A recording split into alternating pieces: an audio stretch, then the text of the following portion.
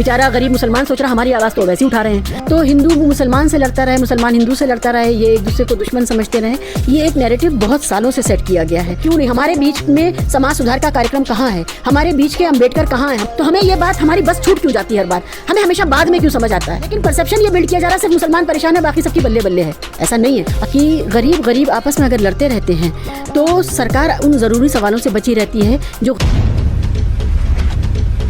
नमस्कार, आप देख रहे हैं द इंडिया टीवी और मैं हूँ आपके साथ सद्दाम करीमी। कहीं हिंसा हो रही है तो कहीं बुलडोज़र चल रहा है, क्योंकि जिस तरीके से मुसलमानों के ख़िलाफ़ कहीं ना कहीं कहा जा रहा है कि ये साजिश हो रहा है।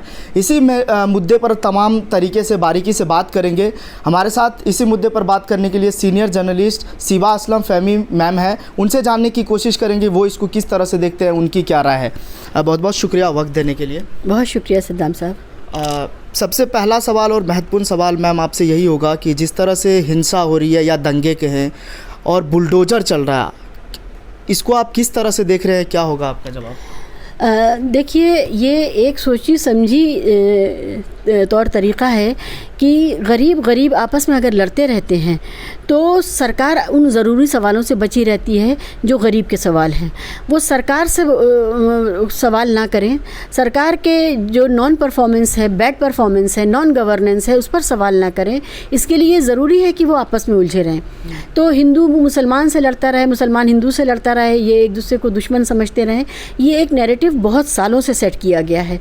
और ये उसी की एक पराकाष्ठा के तौर पे आप देख सकते हैं कि एक ख़ास तरह की शोभा यात्राएं निकाली जाती हैं और फिर तब तक निकाली जाती है एक ही सड़क पर जब तक दंगा ना हो जाए। जब दंगा हो जाता है या माहौल बिगड़ जाता है तब जाके रुकती है। लेकिन इसमें भी एक उम्मीद की किरण ये है कि जो इलाके के लोग हैं, स्थानीय लोग हैं, हिंदू मुसलमान, वो आपस में नहीं लड़े। जनकपुरी में जो हुआ है, जहांगीरपुरी में जो हुआ है, वहाँ पर आप देखिए हिंदू मुसलमान ने एक दूसरे का हाथ नहीं छोड़ा। वो हमेशा एक दूसरे को अपना भाई कहते रहे। और हिंदू को मस्जिद गिराए जाने का अफसोस, और मुसलमान कहता अगर मंदिर के ऊपर आँच आएगी तो हम आगे खड़े होकर उसको बचाएंगे। ये जो भाईचारा है वो शोभा यात्रा भाईचारा नहीं तोड़ सकी है। तो हमें इस जो एक सिल्वर लाइनिंग है इसको पकड़ के मजबूती से रखना चाहिए। और इसीलिए हम लोगों की कोशिश है, हम अपील कर रहे हैं, एडवाइजरी भी जारी कर रहे हैं। Indian Muslim for progress and reform नाम की जो संस्था बनी है, हम सब ने मिल के बनाई है कि हम इसी भाईचारे को बना के रखें। हर मोहल्ले में हम पीस कमेटी बनाएं और उसमें हर फ़िरक़े और हर धर्म के लोग हों, और वो ये तय करें कि हम अपने इलाके में गंदगी, बदतमीज़ी, अराजकता नहीं होने देंगे। तो अगर हम ये कर पाते हैं तो हौसले पस्त हो जाएंगे उन ताकतों के जो समाज को बांटना चाहते हैं। लेकिन मैम, ऐसे कौन लोग हैं जो ऐसी घटनाओं को ज़्यादा तूल देते हैं? कहाँ से हिम्मत मिलती है ऐसे लोगों को? सबसे ज़्यादा तो भारत में इस वक्त मीडिया देता है तूल। तो हम सब की ज़िम्मेदारी है, हमें अपने ही बीच के लोगों को से बात करनी चाहिए कि आप कर क्या रहे हैं। आजकल मीडिया के बोल, जितने एंकर्स के बोल बिगड़ चुके हैं, यकीन नहीं होता है कि ये पढ़ लिख करके आए हैं और उनकी परवरिश और उनकी तरबियत और उनके माँ बाप ने जो सिखाया वो ये है। इतनी नफ़रत है उनके दिलों में। तो सबसे बुनियादी ज़िम्मेदारी तो उनकी है माहौल ख़राब करने में। जहाँ कुछ भी माहौल ख़राब नहीं था, जहांगीरपुरी में, वहाँ पर भी दिल्ली के, नोएडा के चैनलों ने जिस तरह बदतमीज़ी की और जिस तरह के से उसको रिप्रेजेंट किया, वो घिनौना था। एक एंकर एक गरीब से बात करते हुए तू तड़ाक कर रही थी, और किस तरह से बुलडोज़र को सेलिब्रेट किया जा रहा था। उन लग ही नहीं रहा था कि ये गरीब के ऊपर चलने वाला बुलडोज़र, इससे हमारे अंदर किसी भी तरह की कोई संवेदना बची है। तो सबसे बुनियादी बात तो यही है। उसके अलावा ये बात है कि देखिए, पोलराइजेशन की जो सियासत करते हैं जो लोग, उनके लिए बड़ा ज़रूरी है कि समाज जो है उसमें ध्रुवीकरण हो। अगर अमीर और गरीब में समाज बट गया तो सही सवाल पूछेगा। हिंदू और मुसलमान में बटे रहेगा तो बेचारा गरीब हिंदू सोच रहा है हमारा आदमी तो अंबानी अडानी है, बेचारा गरीब मुसलमान सोच रहा हमारी आवाज़ तो वैसे ही उठा रहे हैं। तो ये जो मुगालते हैं इनमें रखना ज़रूरी है, वरना सरकार से सवाल हो जाएगा। तो मैम, इसका सॉल्यूशन क्या है? कैसे रुके ऐसी घटना? कैसे, मतलब इनके लिए क्या करनी चाहिए? जो हम और आप काम इस वक्त कर रहे हैं यही करना चाहिए। हमें लोगों के बीच में जाना चाहिए, लोगों से जिस भी माध्यम से आप बात कर सकें, सामने से बात कर सकें या आपके इस माध्यम से, माइक के माध्यम से बात कर सकें, या हम लिख पढ़ के बात कर सकें। और कोई तरीक़ा नहीं है कि गरीब को ये बताने का कि भाई आप हिंदू को अपना दुश्मन मत समझो। आपका दुश्मन पूंजीपति है, चाहे आप हिंदू हो चाहे मुसलमान हो। आपका दुश्मन वो है जो इस देश में ऐसे कानून बना रहा है कि मैन्युफैक्चरिंग सेक्टर बंद हो जाए और चाइना का माल ला करके बेच रहा है।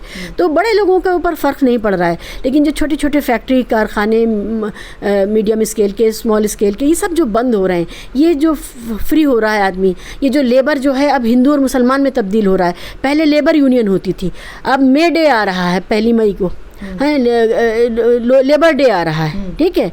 लेबर डे के लिए हमारे पास कुछ भी नहीं है, क्योंकि लेबर जिसको करनी है उसको हिंदू और मुसलमान में तब्दील कर लिया गया है, तो वो अपनी हक की आवाज़ ही नहीं उठा पा रहा है। तो हमें एक वर्किंग क्लास की जो यूनिटी है, कामगर क्लास की वर्ग की जो एकता है, हमें उस पर काम करना चाहिए। वो बताना चाहिए तुम्हारा हित एक दूसरे के साथ खड़े होने में है, एक दूसरे से लड़ने में नहीं है। तुम दोनों गरीब हो, तुम हमला करोगे, आग लगाओगे, फिर वो बर्बाद हो जाएगा, लेकिन तुम भी जेल चले जाओगे। लेकिन ये भी सच है ना मैम कि जहांगीरपुरी में एक तरफ हिंसा हुई, उसके बाद कई और मुस्लिम जगह को टारगेट किया जा रहा है। खबरें ये भी है कि शाहीन बाग में भी अब बुलडोजर चलने की बात कही जा रही है। तो नहीं लग रहा आपको मुसलमान को, एक समुदाय को टारगेट किया जा रहा है? हाँ, मगर मुसलमान को भी अपने आप को देखना पड़ेगा कि अगर एक ख़ास तरह का जवाबदेही का, अकाउंटेबिलिटी का हॉलीडे वो इन्जॉय कर रहे थे और अराजकता के साथ अपना कारोबार चला रहे थे, तो वो ख़त्म करना पड़ेगा। You can not be on the wrong side of the law and call it your right.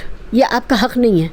आप कानून के सही तरफ खड़े हों, कानून के उल्टी तरफ ना खड़े हों, और तब आप कहें आपके साथ गलत हुआ, तब तो गलत हुआ। तो आपको लग रहा है मैम कि कानून सही तरीके से काम कर रही है? मुझे ये लग रहा है कि कानून का आप एक तो ये कि जो कानून है आप उसके साथ खड़े हों, गलत को गलत कहें।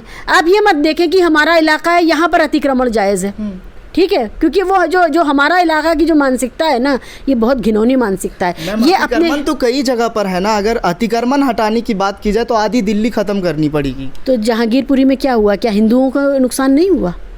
ऐसा हो ही नहीं सकता। आप इस पर यकीन रखिए। रमन झा की दुकानें तोड़ी गई, मैं यही तो कह रही हूँ। आप यकीन करिए कि जब इस तरह का कुछ भी कार्रवाई होगी तो आएंगे सभी जद में। तो ये मत सोचिए। लेकिन अगर परसेप्शन और नैरेटिव ये दिया जा रहा है कि सिर्फ मुसलमान पीड़ित है, तो यही तो उनकी कामयाबी है। वो चाहते हैं, देखिए इस देश में न्याय किसी को नहीं मिल रहा है, रोज़गार किसी को नहीं मिल रहा है, स्वास्थ्य किसी को नहीं मिल रहा है, बलात्कार हो रहे हैं उसमें न्याय किसी को नहीं मिल रहा है, लेकिन परसेप्शन ये बिल्ड किया जा रहा है सिर्फ मुसलमान परेशान है, बाकी सबकी बल्ले बल्ले है। ऐसा नहीं है, और हमें इस नैरेटिव को तोड़ना पड़ेगा कि हर कमज़ोर परेशान है, हर गरीब परेशान है, सिर्फ मुसलमान परेशान नहीं है। हमें मुसलमान के बजाय गरीब की, वंचित की एकता को कायम करना चाहिए, और वो तभी कायम होगी जब आप मुस्लिम डिस्कोर्स से बाहर आएंगे। तो ये जो मुसलमान परेशान है, मुसलमान के घर तोड़े जा रहे हैं, मुसलमान का कारोबार, ये मत करिए। आप इसको वर्ग संघर्ष के तौर पे देखिए कि जो तबकों का जो फ़र्क है, जो तबकों का जो संघर्ष है, क्लास का जो संघर्ष है, गरीब क्लास एक साथ, अमीर क्लास एक साथ, उसको देखिए। दूसरी बात यह है कि अगर मान लीजिए एक बार मान भी ली जाए आपकी ज़बान कि मुस्लिम इलाकों को, तो भाई मुस्लिम इलाके अगर बेहतर हो जाएंगे और वहाँ कानून का पालन होगा तो उसमें फ़ायदा किसका? मुसलमानों का है।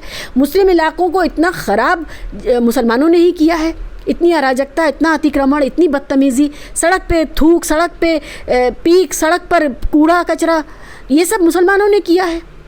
अगर आप उस डिस्कोर्स को मुसलमान डिस्कोर्स के तरह देखना चाहते हैं, उसको क्यों ना ठीक किया जाए? और जिस दिन वो ठीक होगा वो किसके लिए अच्छा होगा? आप ही के बच्चे सुरक्षित होंगे, आपकी महिलाएं सुरक्षित होंगी, आपके यहाँ एक्सीडेंट्स नहीं होंगे। तो हर जगह हिस्सेदारी मिलनी चाहिए ना, पढ़ाई लिखाई में हो, नौकरी में हो।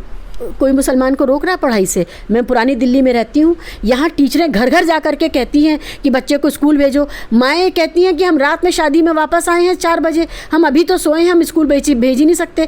पुरानी दिल्ली के मैं बात बता रही हूँ, ज़्यादातर बच्चे स्कूल इसलिए नहीं जाते हैं, ड्रॉप आउट होते हैं और उनकी अटेंडेंस कम होती है। एग्ज़ाम के टाइम पर अटेंडेंस के लेकर के लिए हाथ जोड़ते हैं और स्थानीय विधायकों से, नेताओं से सिफारिशें कराते हैं। क्यों? क्योंकि महिलाएँ सुबह जल्दी उठ करके बच्चे को स्कूल नहीं भेज सकती। क्यों? क्योंकि शादियों में वो इतनी मसरूफ़ हैं, वो शादियों के आगे पीछे के फंक्शंस में इतनी मसरूफ़ हैं, कि उनके पास टाइम नहीं है सही बच्चे को सही वक्त पे सुलाने का, खुद सही वक्त पे सोने का और सुबह उठने का। इसमें मैम मुसलमानों की गलती नहीं है ना। अगर हिंदू मुसलमान का मुद्दा उछाला जा रहा है तो कुछ इधर से भी हो रहा है, कुछ उधर से भी हो रहा है। आप भारतीय जनता पार्टी के तमाम नेता का अगर बयान देखेंगे तो हनुमान वर्सेस अजान किया जा रहा है, तमाम ऐसी चीज़ है ना। अजान के ऊपर अगर रैशनल डिसीजन मुसलमानों ने पहले ही ले लिया होता तो ये जो भद पिटती है हर बार ये नहीं होती। एक एक मीनार पे 5-5, 4-4 लाउड स्पीकर लगे हुए हैं और एक एक मोहल्ले में 7-7, 8-8 मस्जिदें हैं करीब करीब। सबके हाथ में मोबाइल फ़ोन है, सब लोग अपने मोबाइल में अजान लगा सकते हैं। ये परंपरा चली आ रही है। ये परंपरा नहीं है। लाउड स्पीकर का तो विरोध किया था मौलानाओं ने जब ये आया था, कहा था ये यहूदियों की साजिश है। आज लाउड स्पीकर इतना प्रिय क्यों हो गया है?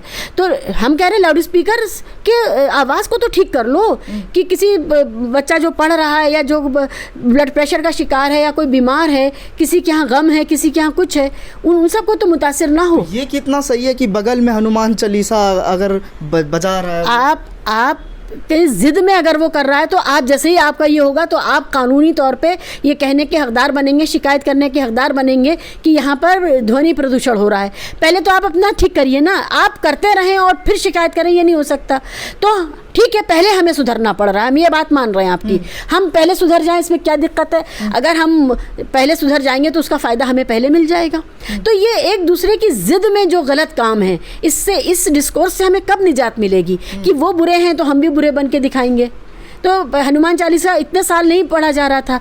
हमारी जो लाउड स्पीकर को आवाज़ को कम ना करने की ज़िद की वजह से आज हम यहाँ खड़े हैं। हम पहले ही ये काम कर लेते तो हमें ये बात, हमारी बस छूट क्यों जाती है हर बार? हमें हमेशा बाद में क्यों समझ आता है? हम क्यों नहीं सही वक्त पे सही फैसला करते हैं? ये कब तक हमारी बस छूटेगी? कब तक हम जिल्लत उठा करके सीखेंगे?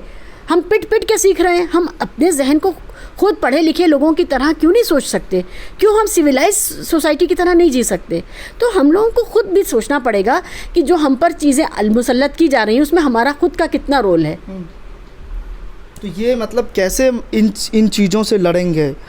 इसीलिए इस तरह के ऑर्गेनाइजेशंस और इंडिविजुअल्स की ज़रूरत है जो अपने गिरेबान में मुंह डाल करके देखें कि भाई हमारे अंदर क्या कमी है और उसको ठीक करें। देखिए, जो बदलाव बाहर से ज़बरदस्ती किया जाता है वो बड़ा पेनफुल होता है, फिर यही लगता है हम पर जुल्म हो रहा है। लेकिन अगर आप खुद तय करें कि नहीं भाई, लाउड स्पीकर की जो मान्य डेसिबल है उतना ही हम साउंड रखेंगे, उससे ज़्यादा हम नहीं ले जाएंगे, तो हमें तकलीफ़ नहीं होगी, हमें ज़िल्लत का एहसास नहीं होगा। ये नहीं लगेगा हमें थप्पड़ मार के ठीक किया गया, हमने खुद सुधारा।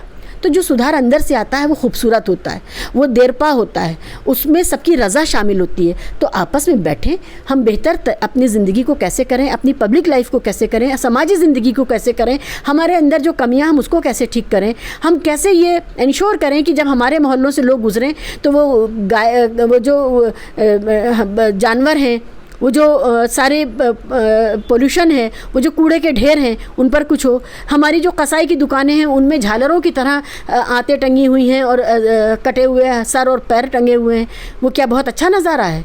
देख करके लोग मुंह पे रुमाल रख लेते हैं और दूसरी तरफ मुंह फेर लेते हैं। तो जो लाइसेंस जब आपको मिलता है तो आपको कहा जाता है आप कुछ भी बाहर नहीं टांगेंगे, आप कुछ भी दिखाएंगे नहीं, आप उसको कोल्ड बॉक्स में रखेंगे, कोल्ड मशीन में रखेंगे, ठीक है, जिससे कि उसमें बैक्टीरिया ना पैदा हो।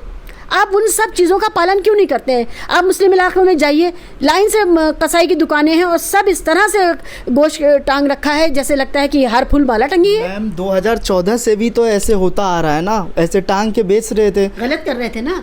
आपने 2014 से पहले कभी इस पर मुहिम क्यों नहीं चलाई कि मुसलमान मोहल्ले इतने गंदे क्यों हैं, वहाँ चलना दूभर क्यों है, वहाँ बकरीद में इतनी बदबू और इतनी गंदगी सड़ती रहती है, वहाँ के कसाई की दुकानें खुले में मक्खियाँ भिनक रही हैं और वही गोश्त आपको खिला रही हैं और अनहाइजीनिक है, आपकी तबीयत ख़राब होगी, फूड पॉइजनिंग होगी और देखने में बहुत बुरा लगता है। इस पर आपने मुहिम क्यों नहीं चलाई? मेरा सवाल आपसे है।